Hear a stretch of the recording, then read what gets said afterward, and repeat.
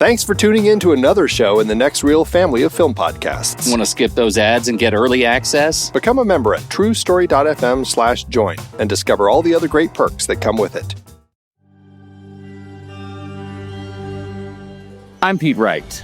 And I'm Andy Nelson. Welcome to the Next Reel. When the movie ends, our conversation begins. Sholay is over.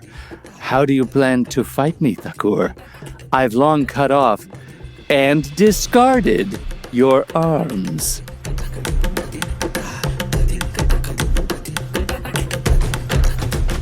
That's a spoiler of a line, I guess. Takes about 2.5 hours to figure out what that means. Spoiler on a 50-year-old movie, but yes. Yep. We're going to have a lot of those for people who are tuning in. So if you don't want to be spoiled on a 50-year-old movie, go watch Sholay before you tune into this conversation. Yes. Yes. Okay, Sholay. Yeah. This was on your list. This is on 2 lists, Pete. This is exciting. This is our little crossover between our Golden Jubilee, 1975's Pioneering Visions in Global Cinema series, celebrating films that are at their 50th anniversaries. And this is the crossover with our 7 Samurai Family series. So we'll be shifting into that briefly before we jump back into our 50 or moving back through history every 25 years. Yes, this briefly. And this one, actually, I'm surprised it's such a long movie because there are only 2 samurai in it. Yes. Although you could argue Gabor is one as well. Okay. He does some serious sword damage. He does. Maybe we'll give you 3. Okay. You had already talked about this movie. You've been talking about other movies. I hadn't talked about this movie. No, you hadn't, but you talked about 10 other movies. Yes. With this dude in them. Amitabh Bachchan is one of our stars here of this film. And yes, for my CinemaScope podcast, I have an episode that I think by the time this is out, it will be out, called India's Angry Young Man. Amitabh Bachchan was in he kind of, with Zanjeer and Diwar and a number of other films right around this period of time, paired with the writing duo that we have here, Salim Javed, ended up creating this movement of films in India where they were really capturing kind of the angst of people at the time with what was going on in India. And Amitabh Bachchan is really good at being the angry young man, and it really kind of shot him to stardom. And then this movie, which isn't really featuring him as the angry young man, he's much more fun-loving through this film, but this film really kind of pushed him to superstardom. And you know, he has long been revered as one of India's greatest actors. He's still acting to this day.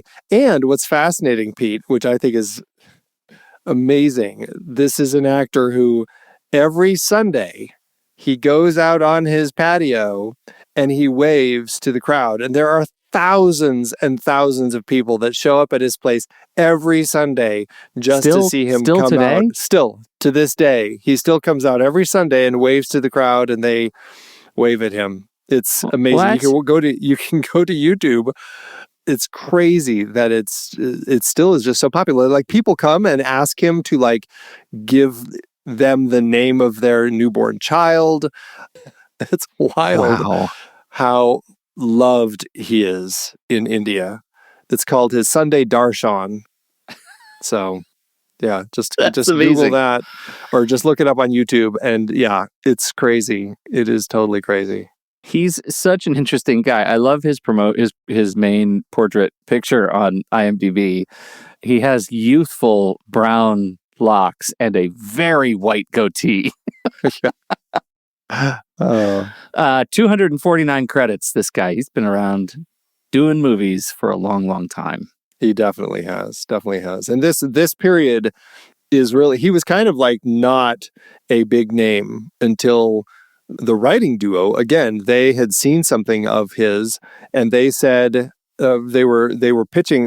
They're an interesting writing pair. Just as a side note, Salim Javed, they recognized that the writers don't get credit for the work that they do. I mean, they get credited, but it's not like there's a lot that goes into putting the story together. And they said the writers should be getting celebrated. And so when one of their movies came out, they actually rode around the city and they written by Salim Javed. It's like Salim-Javed on all of the posters. So people knew that they were the writers.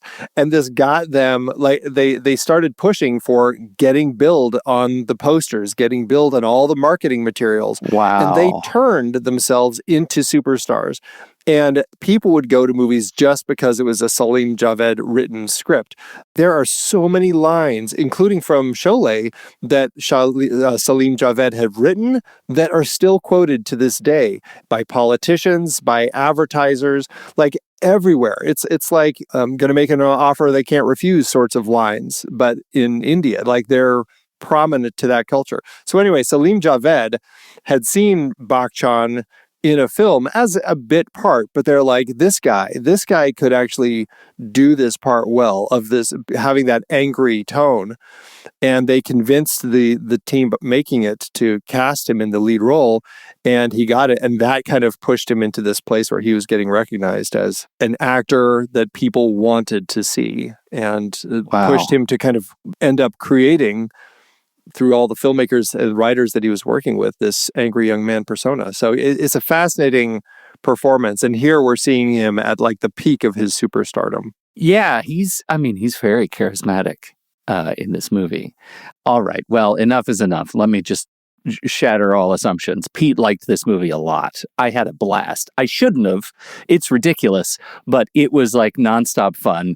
And I realized that in general, I'm in the bag for Indian movies, Bollywood fringe movies, from Sholay to RRR. I am down for these movies. These are super fun.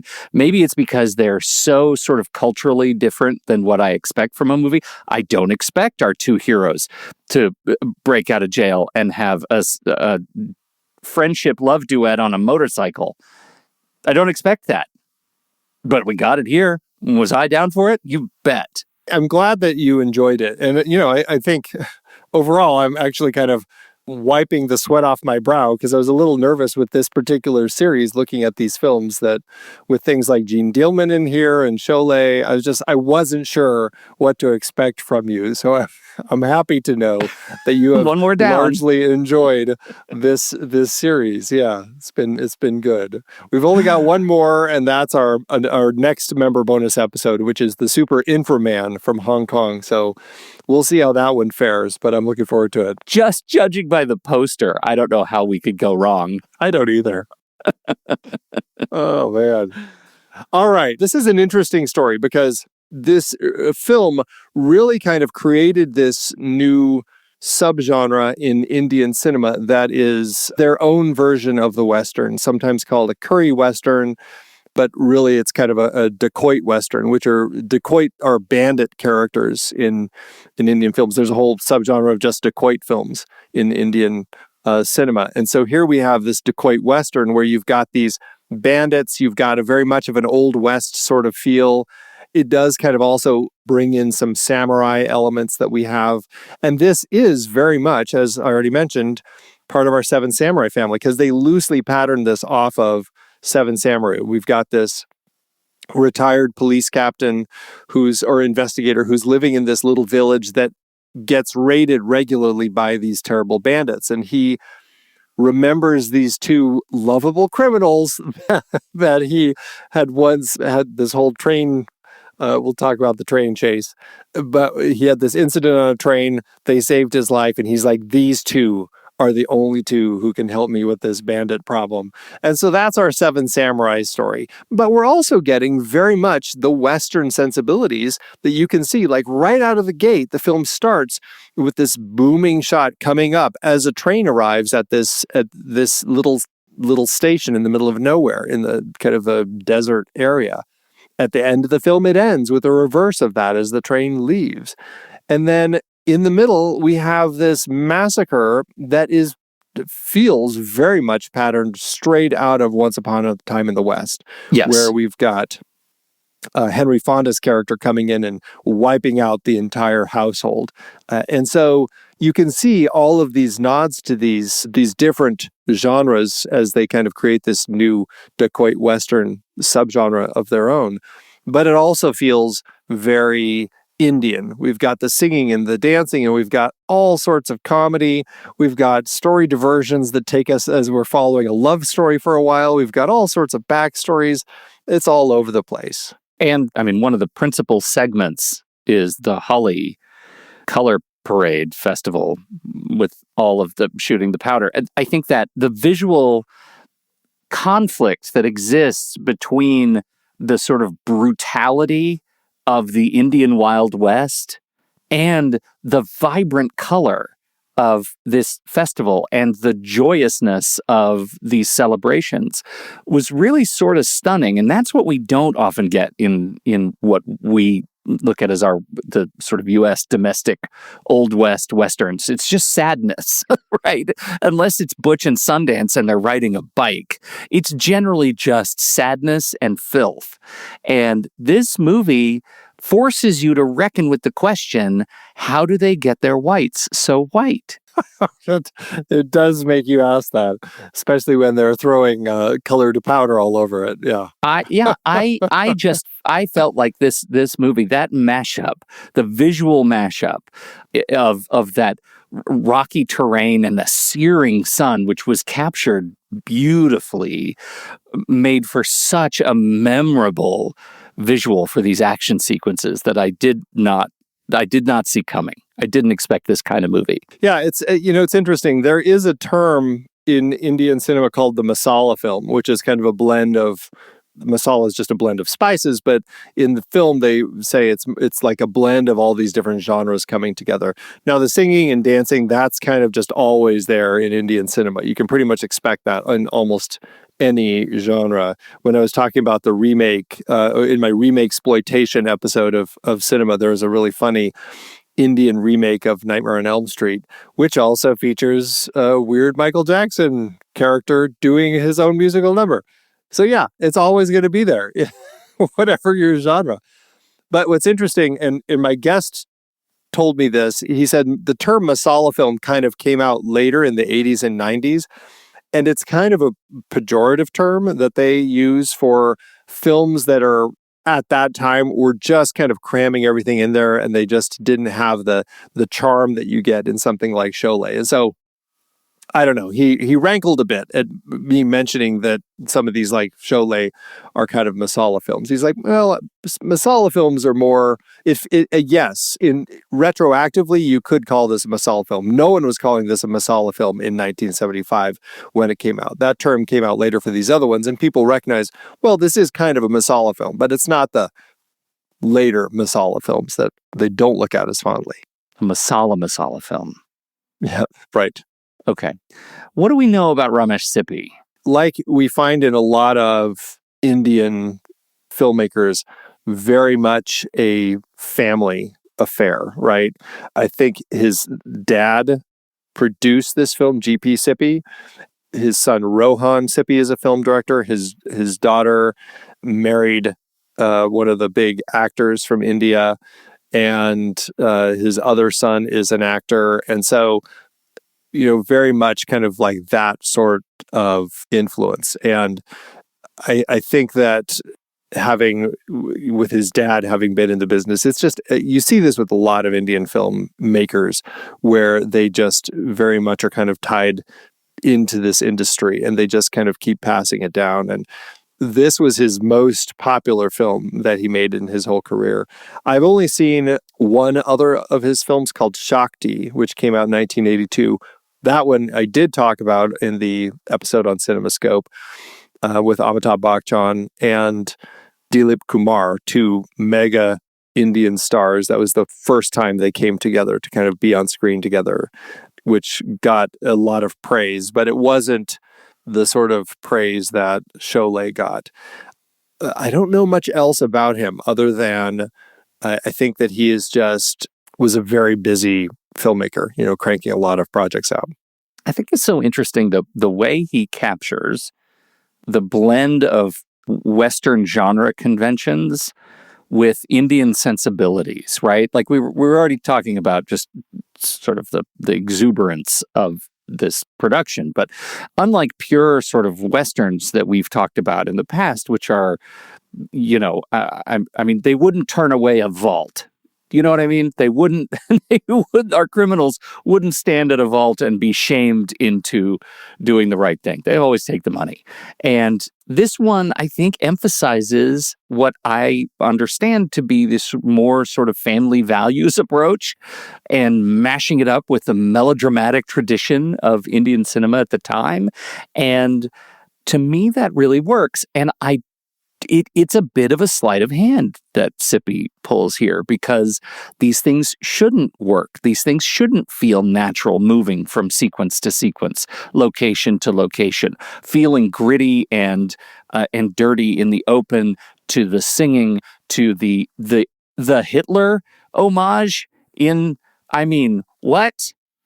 Oh, the comic Hitler homage in the prison, to the just the mass. I mean, we call it the train chase. It's a massacre on that train. I mean, there's a lot of death in this movie that feels undeniably Western, compared with or matched up with this sort of family story of these two guys, this found family story, and figuring out how to right generational wrongs.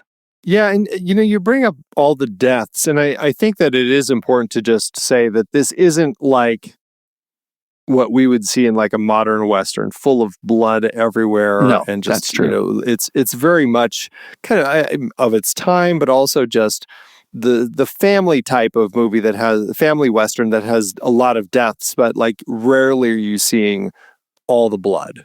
It's really stunt friendly is what it is, because the deaths all happen at just a distance where you can't see blood, and celebrates great falls. Very much. Well, also some awful horse trips, which are, ugh. Oh yeah, horses fall too. That's bad news. Glad we moved past that. I hate watching that.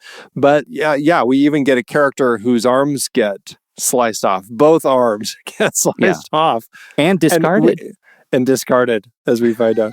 But I was like, yeah, we could have given it to the dogs. I mean, I guess just discard them. Yeah, throw them out in the desert. Give it to the dogs. Well, I don't know. That's full Hannibal. Where are the pigs? I know. That's more Game of Thrones. Yeah, getting real dark here.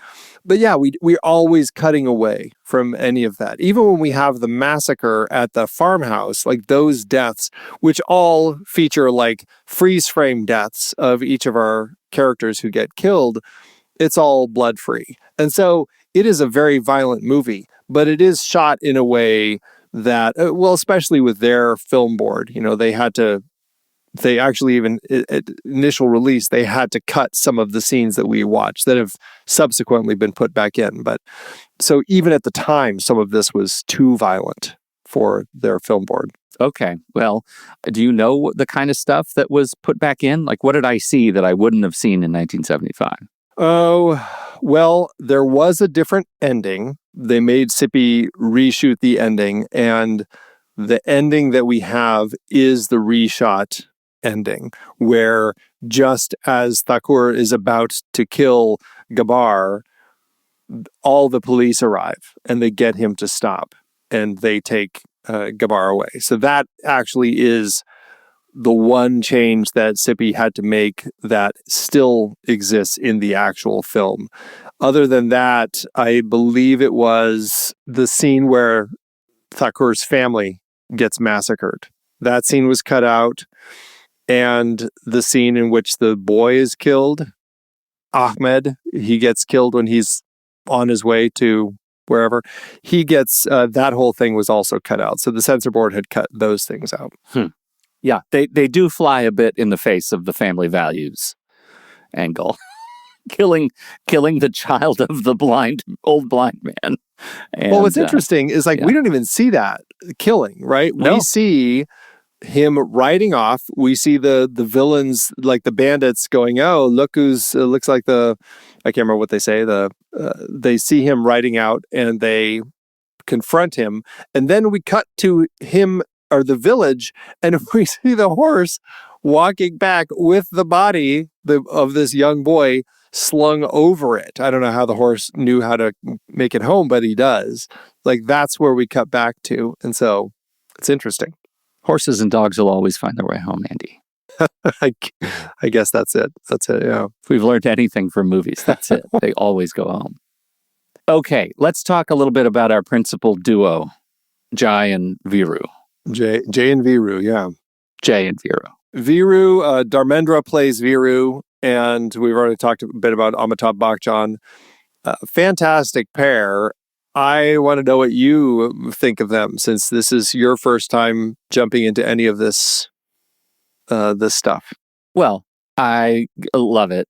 One, it's a real Butch and Sundance kind of vibe that I get, and I'm so attuned to that kind of found family experience in films. I love great friendships of miscreant characters. I think that they're really fun. They're also incredibly talented, right? They're talented at whatever they do. They have whatever skills they need to get done what they need to do in their criminality.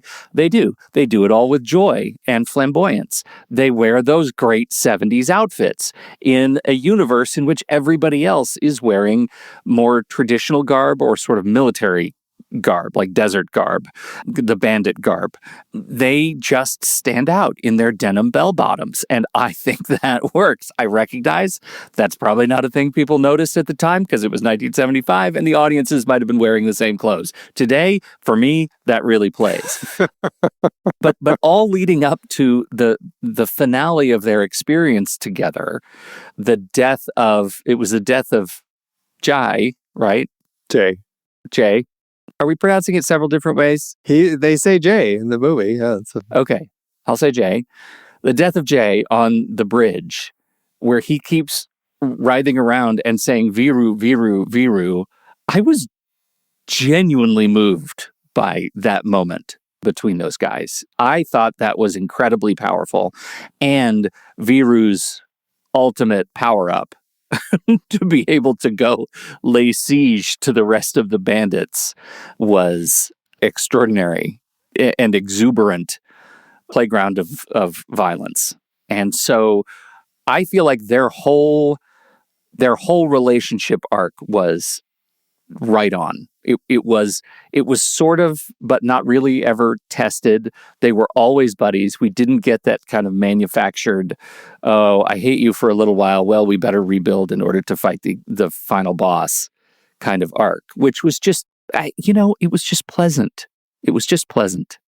Well, and what I love about this is like we're kind of seeing their just like how their relationship works over the course of the story, right? Like we start with them very free-spirited. They're hanging out. They have a fantastic song while they've stolen. They're riding around on this motorcycle with a little sidecar, which there's a whole bit where the sidecar separates everything. But it's like we get this song as they're singing about the joy of their friendship. Like that's what the whole song is. I mean, it still is one of my favorite moments in the film.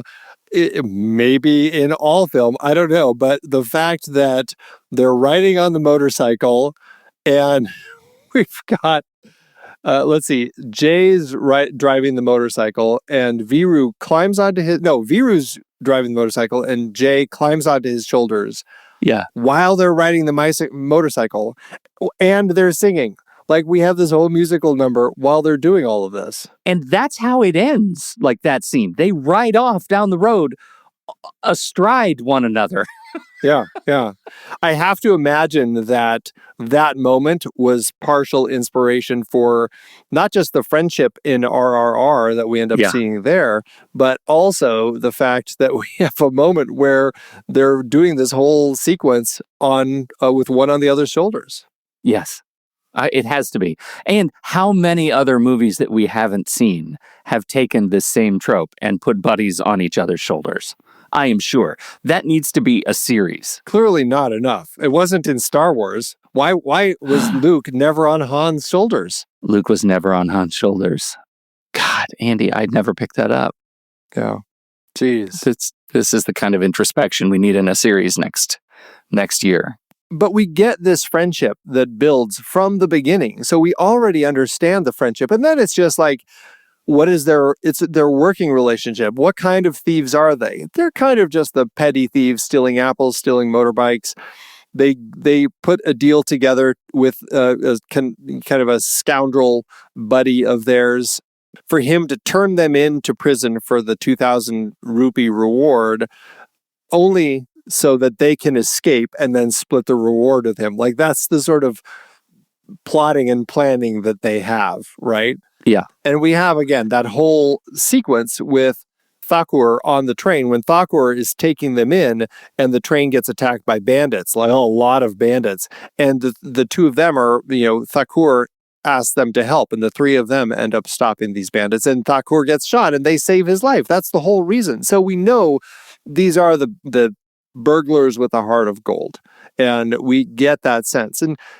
And so it really is a story of their friendship, of them dealing with each other, falling in love with these different women from the village, and coming to a place where they're like, I'm ready to settle down. Let's get out of this life. Let's move to this village. And so we're really seeing this kind of like a little bit of evolution in their lives. And I think that's what makes it so strong, is we really see them through thick and thin and through the ups and downs of falling in love. I mean, Viru gets pretty down in his moment of drunkenness when he doesn't think that he's going to fall in love. And so I think all of that lends to this growth of this relationship. So by the time we get to that moment on the bridge, we're fully vested in the characters. Mm-hmm. Sidebar on Jay's coin, because Jay has this two-headed coin and he flips it all the time to make calls. And he cheats his buddy, Viru. But every call that they make, they get heads every time because, two heads. They're all in the interests of doing good, right? So Jay knows when he flips the coin that it's not going to be a trick of fate when he says, if it's heads, we save this guy's life, Thakur's life on the train. He knows it's going to be heads all along. To what degree do you think that level of influence or that level of trickery influences Viru? Do you think Viru would do the same thing if it hadn't been left up to the trick of the coin? Or do you think there is between them a bent toward a more sort of dastardly criminality that Jay is actually steering away from? That's an interesting angle to look at it, because I think I don't know if Viru has ever actually thought about that, like thought long and hard enough about that. Like, I'm trying to remember who first brings up, hey, this guy just showed us his safe and it's full of money. What kind of idiot is this? We're going to go steal it, right? And they, they do flip the coin to go steal all the money, but yeah. I can't remember if it's Viru who brings that up, but I wonder if there's this level of character as far as what we get from Viru, where he's just not as insightful perhaps on these sorts of things. And maybe, I don't know. That poses an interesting character decision, because I don't think Viru would have been doing all of that, making those same decisions. I think he would have just been actually flipping a coin. And we don't ever see a moment where Viru says, let's flip for it. Tails, we save the guy. And Jay has to be like, oh, let's do heads, we save the guy. Heads save the guy. It's always heads to save.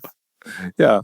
Like, so we don't get like moments like that. Right. And so I just have to imagine that there is this level of Jay wanting to do good, but because of their lifestyle, kind of okay if things just go the other way too. Yeah. I think that's probably true, but I also like the idea that the guiding conscience is in this trickery, right? That there is we are steering toward good because of one of their natural bent toward good. And that's like Viru's sort of in orbit around Jay. and just sort of goes where the planet moves. Yeah. I like it. I thought that was a really neat artifact of the movie is the coin bit. Did you ever have any sense that it was a trick coin? Oh, yeah, very early on. I Are wrote you actually in serious? my notes early on in the film, I wrote down, I bet it's a two-head coin. I didn't get that at all. Yeah. You turkey. It was at the very end. I literally had the shock. A two-headed coin. Oh God, I love him so much.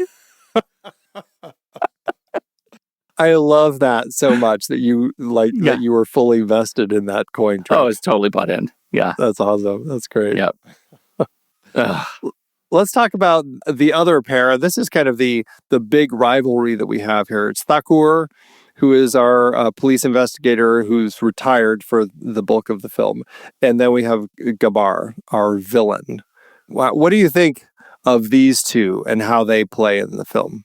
How much different do you think Thakur's performance would be if they didn't have to put him in a body sock to hide his arms? If they could just put him in green sleeves and CG those arms off? Yeah, very different times. Very different times. Yeah. That was something I got right away. Yeah. Oh, Thakur now wearing the robe?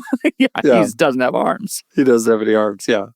Right. It wasn't too much of a trick to recognize this. I mean, I like that the way they drape it around him, like he sees himself as kind of like this older sage who just walks around in his robe with his arms covered up.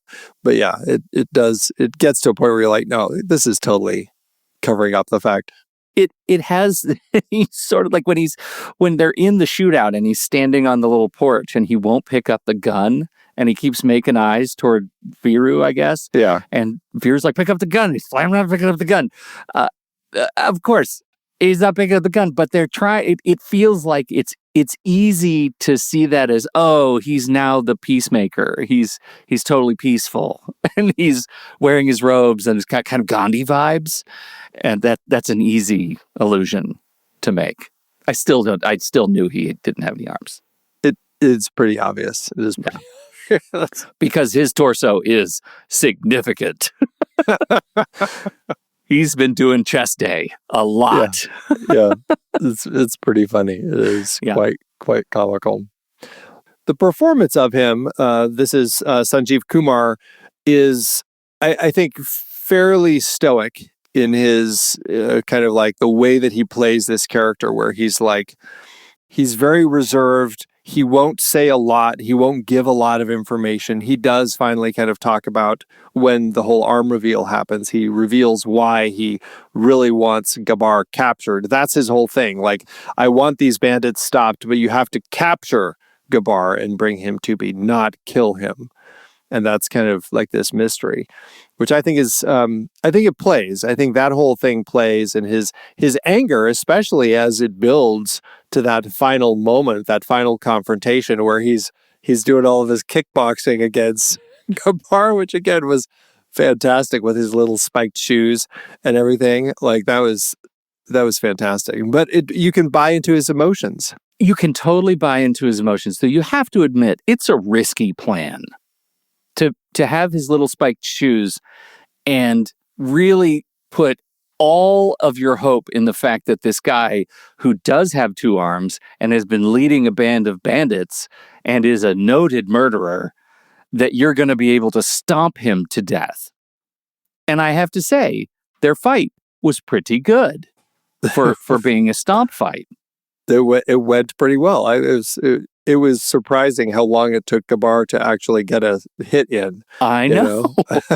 This guy has been doing some training. He has not skipped chest day or leg day, it turns out. No.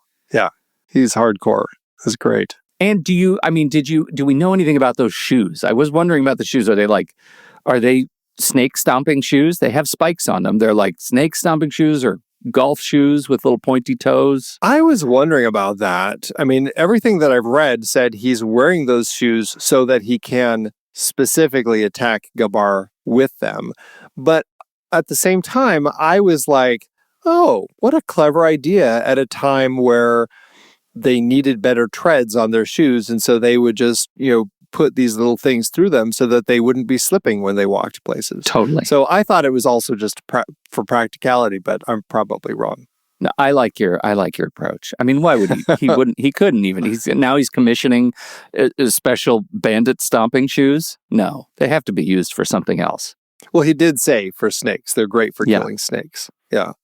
I loved all of that. Me too. All right, now let's talk about Gabbar, played by Amjad Khan. This is a fascinating villain that has become such a prominent and important villain figure in Indian history. He's looked at essentially as important as Darth Vader. Like, that's how big this villain character is for the people of India. The introduction of him is fantastic. His three bandits who got their butts kicked by Viru and Jay make it back to the village, and we see them kind of looking dejected and all injured, and we see some rocks in front of, like, between us and these three characters, and we just see his feet pacing across the tops of the rocks before we kind of pan up and reveal him. I thought it was a fantastic way to introduce our villain, and I thought he looked great. What did you think of Gabbar? Well, I agree. All of that, the way he's introduced was great, but I think even more impactful was his game of Russian roulette with the three bullets and the three guys, and the way he plays that. I mean, the setup is he has a revolver with 6 shots. He fires off 3 of them, so that there are 3 consecutive shots in the chamber, and then he spins the barrel, lodges it in place, and goes up and then shoots each of the guys that failed him, and as it happens, spinning the barrel lodged it such that he was just firing consecutively 3 empty shells. And his performance of that, of being just shocked and gleeful at how lucky those guys were that they got away with it, only to turn around and shoot them each with now 3 consecutive rounds, was diabolical. And again, it goes to the brutality of this film. Like, this swings hard toward deeply menacing after a bit of comedy. Like, I think at this point we've already met Adolf the jailer and seen him stumbling all over the stairs. So there are some really funny bits that lead to this assassination. He's rough. Do you know? I mean, you say that he's as big as Darth Vader. Was this character used again? The character himself was used again. There was a film later that I think was called Gabbar Singh. Yeah, it was a 2012 film. It was named after the character, and so it also, like, this character just inspired filmmakers to make more, quote, seemingly omnipotent oppressors as villains, end quote. So they ended up having a lot more of these just, like, straight up villainous characters. But I don't know how often he specifically would, like, come. I don't think he came back in any other films. But yeah, he's very, very popular. His lines, like, "How many men were there?" and "One who is scared is dead," both from the scene that we're talking about, are 2 of these lines that are, like, the lines that people regularly quote from Indian cinema. So I think he's just, like, a fascinating glimpse into what works. And I mean, I find him very fun to watch. Like, he's not just, I mean, he is an evil guy, but he's, like, smiley and cracking jokes and laughing, and, like, there is this jovial side to him as a villain, which makes him, I thought, quite a bit of fun to have as the primary antagonist of our story. Apparently the original ending, he's killed. Yeah. And in the one that I watched, he's arrested. Yeah, in the original ending, and again, this is what I was saying, like, that actual ending, all the other stuff has been put back, but that actual original ending, I don't believe they've ever, I think they did show it at some point, but it's not, I don't think it's ever actually been put back in. But Thakur kicks Gabbar onto a nail on one of the 2 poles that Gabbar had used to chain him when he cut off his arms, which stabs him in the back and kills him.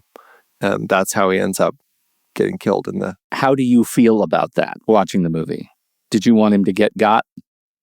Well, because of the fact that earlier in the film, when Thakur had captured him and arrested him, put him in jail, Gabbar just got out. He broke out right away. And that's when he went and killed Thakur's family, right? Like, we saw that happen. And so the fact that he gets captured by the police did have me concerned that, okay, he's just going to get out again. Honestly, it would have set up a good sequel if they decided they were going to do something else with it. But I guess I was okay, because while it would have been satisfying in context of the story, seeing Thakur finally get his vengeance, it also doesn't, Thakur doesn't have to stoop down to Gabbar's level, you know? Yeah. Yeah. I think that's a really interesting kind of fine line to walk, right? Because you can look at it as censorship, or you can look at it as, the original ending satisfies the narrative, the vengeance narrative, but it absolutely flies in the face of the theme of the movie, right? Like, there are ways to choose peace for this character, Thakur, who is driven by vengeance, but really was an officer of the law. And I think satisfying his thematic backstory is in full view in the actual ending that we got. And I don't mind it. I don't mind it. There's a little bit of me that just really wanted to watch that fight play out and see the good guys win definitively.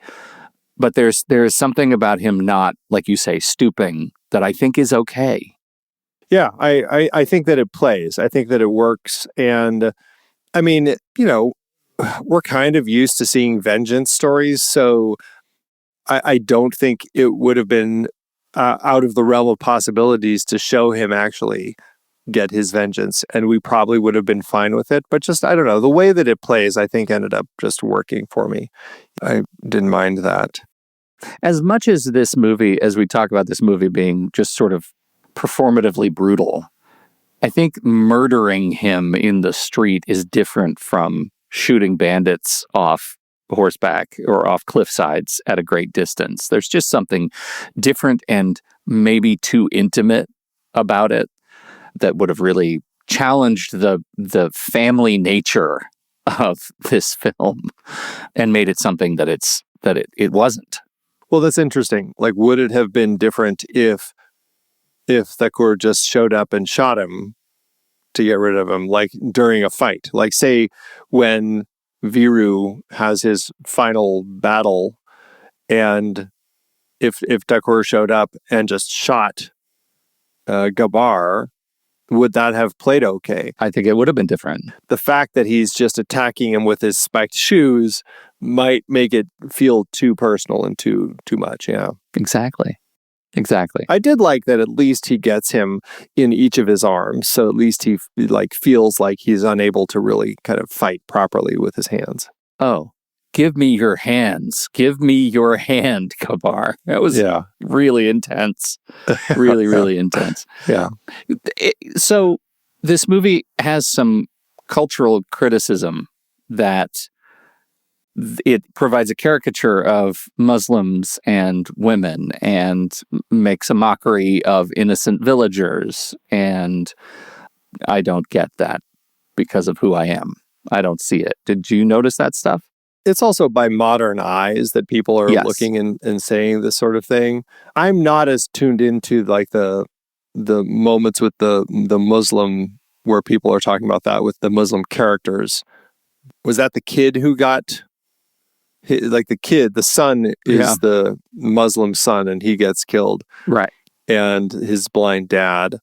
As far as the women characters, I mean, I don't know. I guess this is a story about male friendship, and we definitely have the love stories between the two women, but to a certain extent, it's largely kept as just that. Although we do get, I mean, as annoying as Basanti actually was as the self-described chatterbox, I really enjoyed that relationship. The fact that Jay thought she was absolutely annoying and Viru was completely taken by her, and like we have this whole love story that happens between the two of them. We've got the villains who attack her, and she proves herself to be adept at escaping, gets onto her carriage with her horse and rides off. And like, I thought that there were some fun moments with them.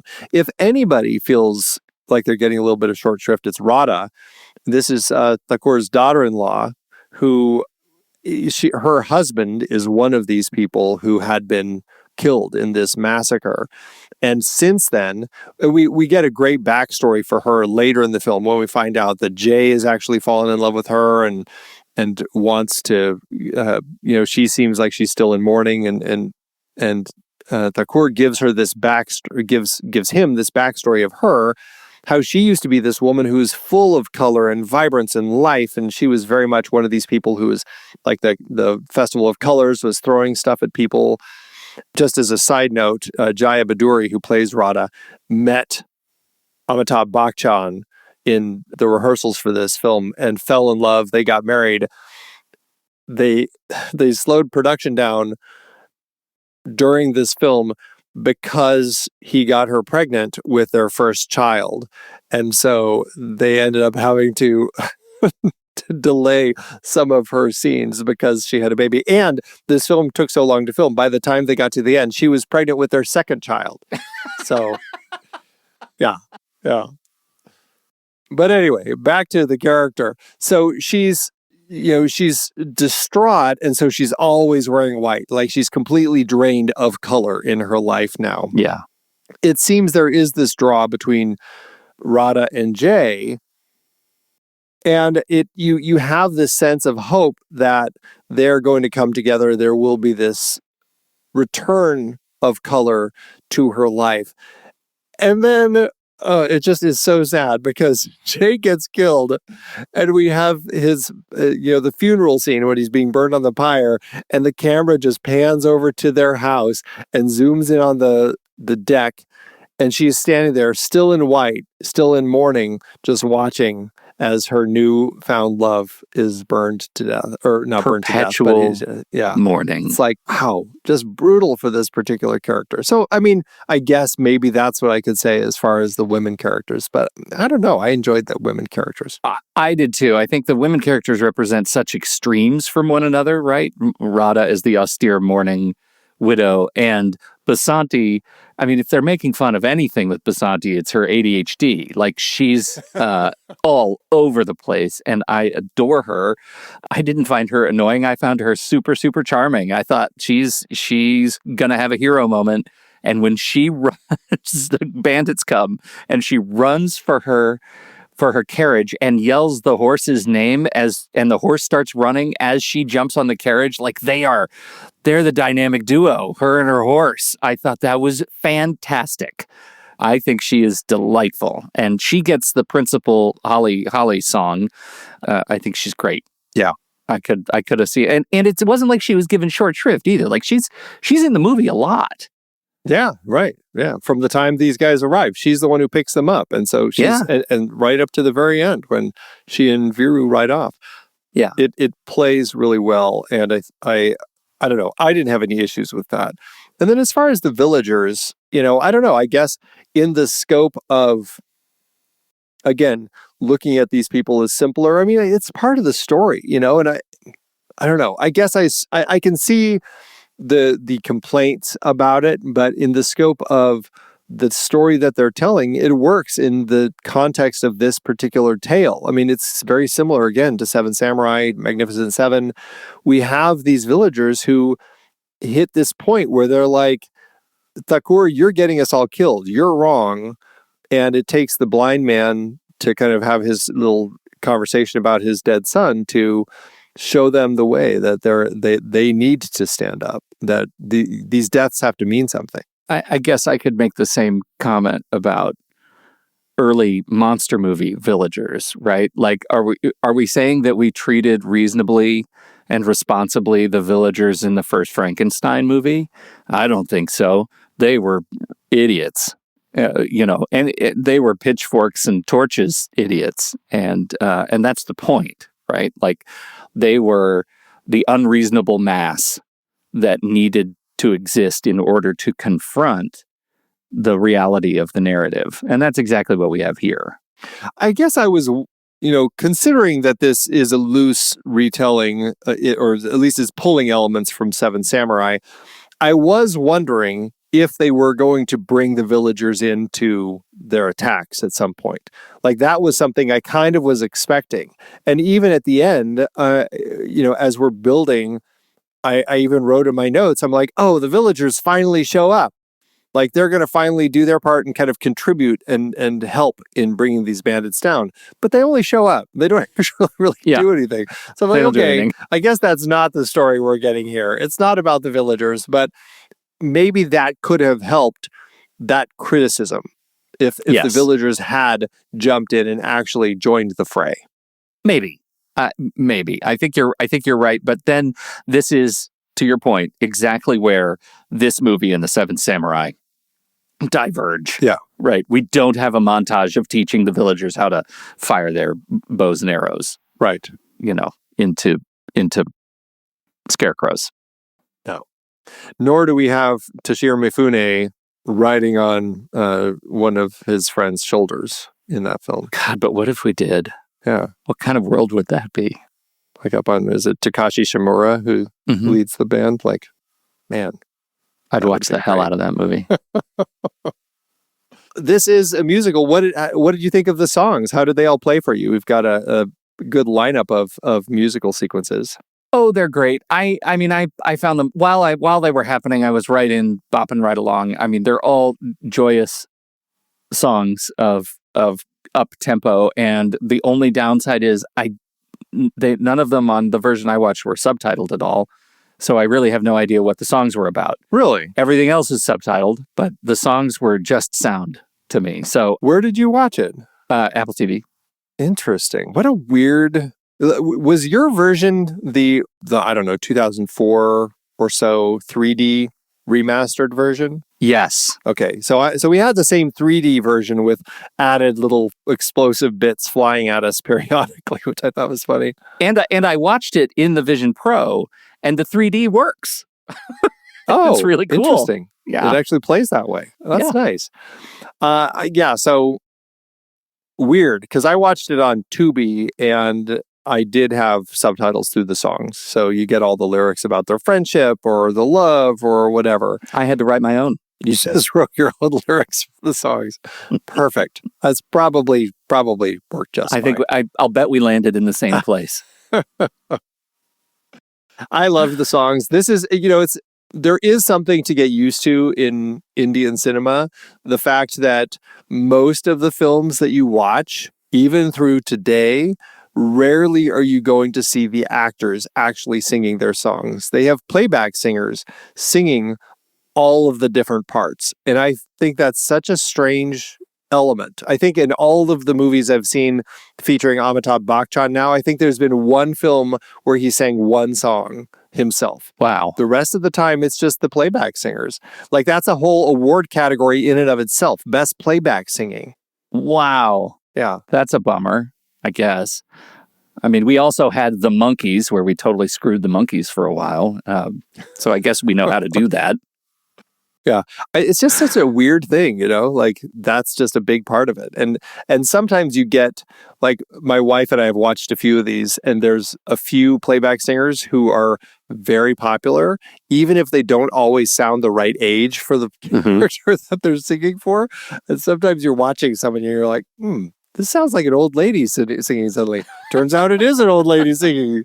So it does happen every once in a while, but that's funny. Yeah, I still enjoyed it. So, well, I'm bummed that you didn't get the lyrics for it, but me too. Oh well, it is what it is. Yeah. What else? What else stands out for you? Any last little bits and pieces?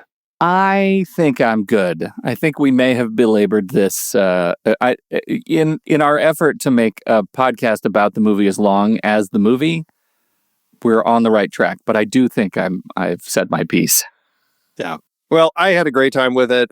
I think in the scope of this series, and just closing this series out, I think it was really an interesting exploration to look at the set of films from around the world that are celebrating their 50th anniversary this year, that I think they all really stand up. And this film you can see why it is so popular. It's just a lot of fun, great characters, a lot of energy. It just works. And so I'm glad to have finally seen it and celebrate it. Me too, for sure. All right, well, we will be right back. But first, our credits.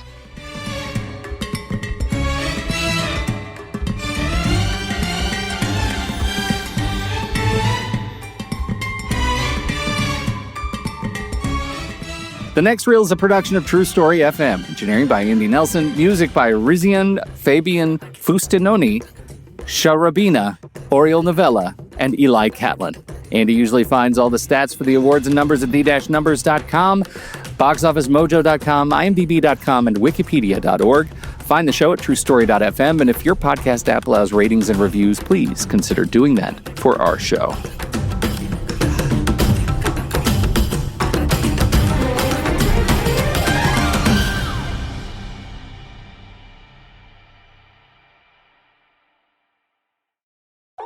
Sometimes, all we really need is a good friend, you know? Someone who's there to help you remember what movie you watched last Thursday. Someone who can help you track which Bollywood movies you've seen and which are still holes for you to fill. Someone who can carry you on their shoulders and sing a duet with you while riding a motorcycle.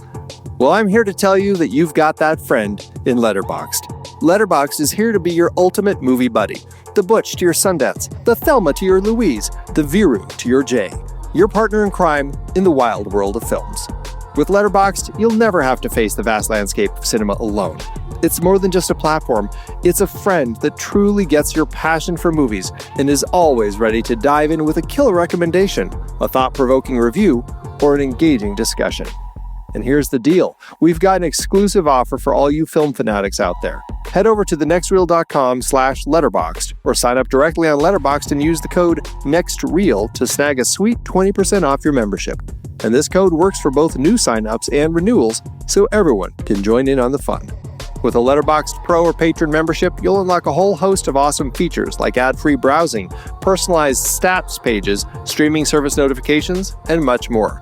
Letterboxd will be your superpowered movie sidekick in your pocket, ready to enhance your film-loving life at every turn. So what are you waiting for? Join the vibrant Letterboxd community today and dive headfirst into the electrifying world of cinema. Climb onto Letterboxd's shoulders and let Letterboxd be your trusted guide, your film-loving confidant, as you embark on this thrilling adventure through the movies that move you. Visit thenextreel.com/letterboxd or sign up on Letterboxd with the code NEXTREEL. Andy, sequels and remakes.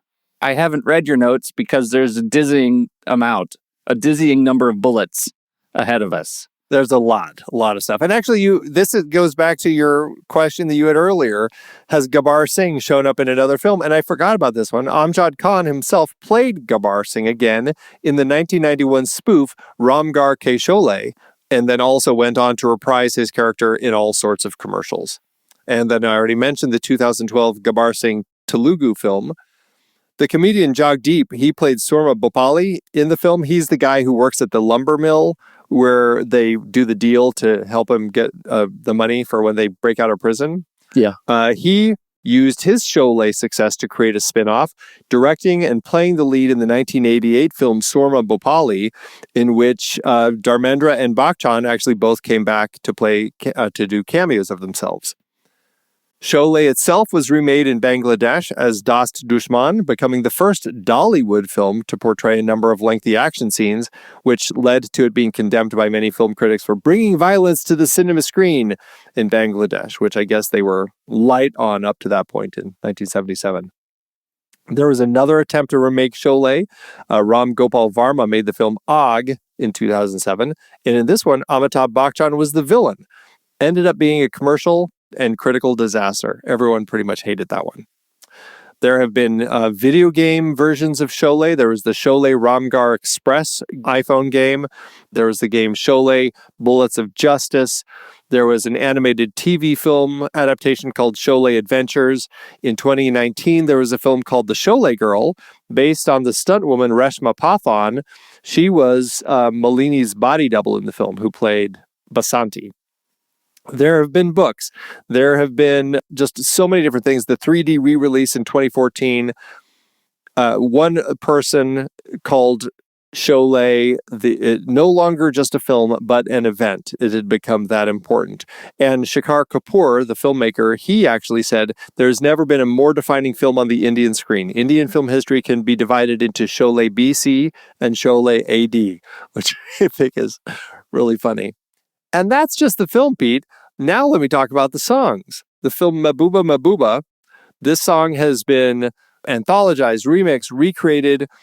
Kronos Quartet actually has a Grammy-nominated album called You've Stolen My Heart, which is all songs that are by the writer who wrote the songs for Sholay.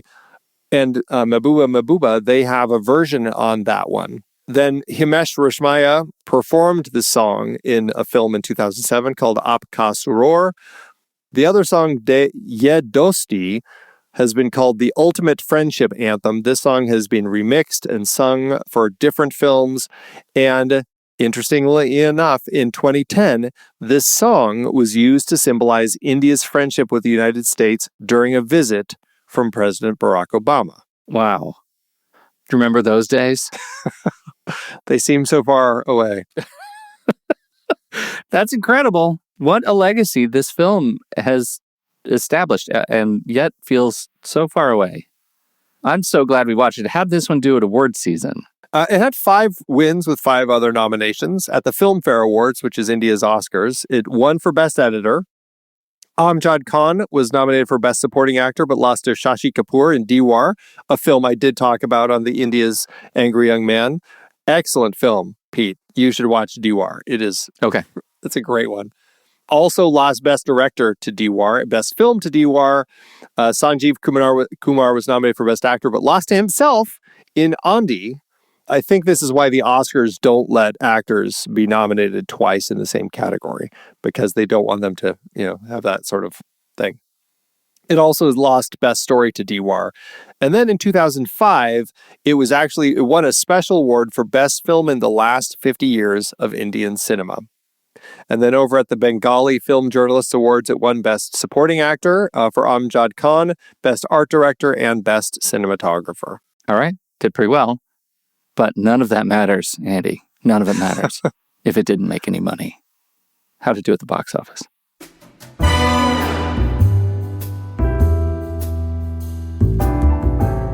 Well, Sippy had an estimated 30 million rupees, or $3.3 million US dollars for his film, which is about 19.8 million in today's dollars. Can I just stop you right there and say this is a 198-minute movie for $3.3 million?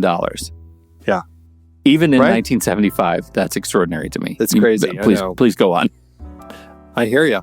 The movie opened August 15th, 1975, Indian Independence Day in Bombay. It actually struggled for the first 2 weeks due to its lackluster reviews and not much marketing, to the point where the director and writers were considering rewriting some scenes so Bachchan's character wouldn't die. But after those first 2 weeks, word of mouth picked up, and with the help of the soundtrack release, it exploded. Becoming an overnight sensation, it became the highest-grossing Hindi-language film of the year, earning $16.8 million in India, or $98.8 million in today's dollars. That's an adjusted profit per finished minute of $387,000. And with all of its subsequent releases, it's more than doubled its earnings. It was also a huge success in the Soviet Union and in China. From there, it has held a number of records.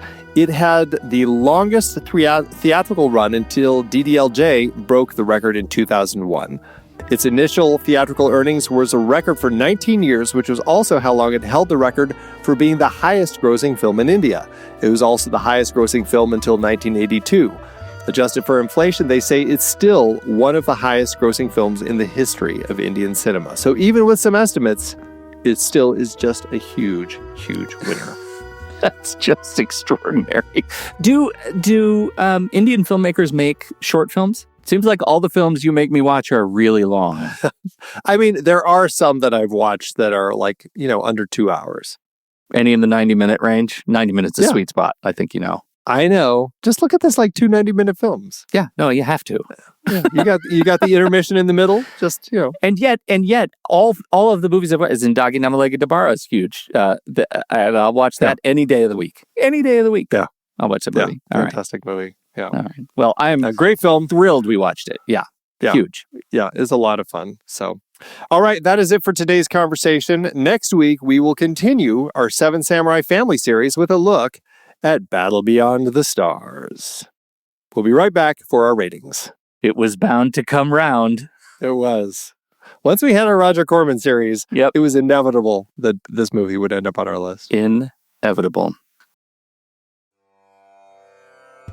So, you think you know everything about movies, huh? You listen to podcasts, you read reviews, you argue on the internet. But let me ask you something. When the next reel drops that bonus episode analyzing the director's cut, where are you?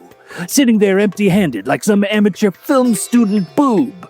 When we're streaming live, recording sessions, revealing our secrets, sharing our process, you're locked out, watching from the outside like some thug waiting for orders. This is no way to live! You deserve better than scraps. You deserve the full experience. The Next Reel Family membership program gives you power. Early access. You hear our hottest takes before the masses, or sometimes 50 years after the masses. You'll get bonus content hidden in every episode, like buried treasure, your own private podcast feed, ad-free episodes, Discord access, and more exclusive than my fortress in these here hills. And the greatest victory of all, directly supporting the podcast you love instead of just taking like some common bandit. TrueStory.fm/join. Join now, because in this digital wasteland, you can either rule with us or keep begging for scraps. Choose wisely. I don't ask twice. Letterboxd, Andy, that's what comes next. Letterboxd.com / the next reel. That's where you find our HQ page, and that's where we leave our reviews and such and so and such and so. And this is our chance to apply our stars and hearts. And I'd like to know how you will apply your stars and hearts to Sholay. I had such a blast with this film. I'm torn. Like, is this 4.5? Is it just a straight up 5-star film? I had a great time. I'm going to say 4.5 for now, but it easily could bump up to 5. Man. I don't know. Now you're going to make me feel guilty. No, 5 stars. I was going to say 5 stars this whole time. All right. I don't even know how to approach you about this. I was going to, because I can't do, I'm Pete, no half stars, right? Nice to meet you. And I was going to, if you were going to do 4 stars, I might have done 4 stars. But at 4.5, you make me question, wait, why the hell would I lose a half star on this movie? Lampooning Hitler in the jail? That's a big swing. I'm going to go 5 stars for sure. And the fact that turned you around, I don't have a problem with that. No, it is so much fun. I can't see how anyone would watch this and not just have a great time from start to finish. The characters are blast, the scenes are fun, the action sequences are a thrill. It's a great film. So everyone should definitely check this out. If you haven't dug into Bollywood films yet, and you've made it through this whole conversation, and we've spoiled it all for you, give this one a shot. I think you'll have a good time. It's one of those where even if it's spoiled, I still think you're going to enjoy it. Absolutely. It's a great way to enter the gestalt of these kinds of films. Absolutely. All right. Well, that averages out to 5 stars and a heart. Look at that. You can find that over on our account on Letterboxd at The Next Reel. You can find me there at Soda Creek Film, and you can find Pete there at Pete Wright. So what did you think about Sholay? We would love to hear your thoughts. Hop into the Show Talk channel over in our Discord community, where we will be talking about the movie this week. When the movie ends, our conversation begins.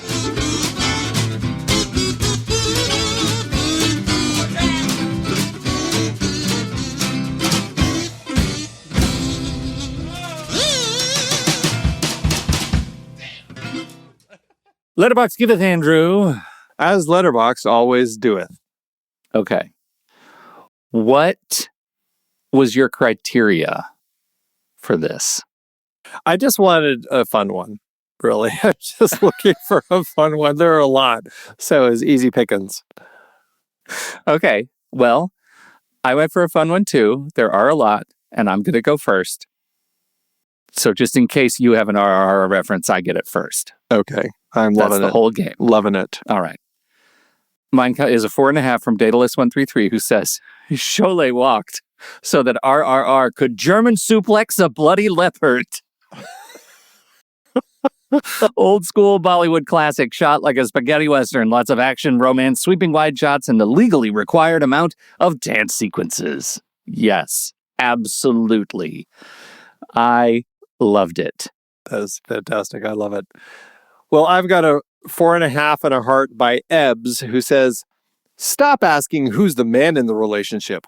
Start asking who's the one driving the motorcycle and who's the one playing the harmonica.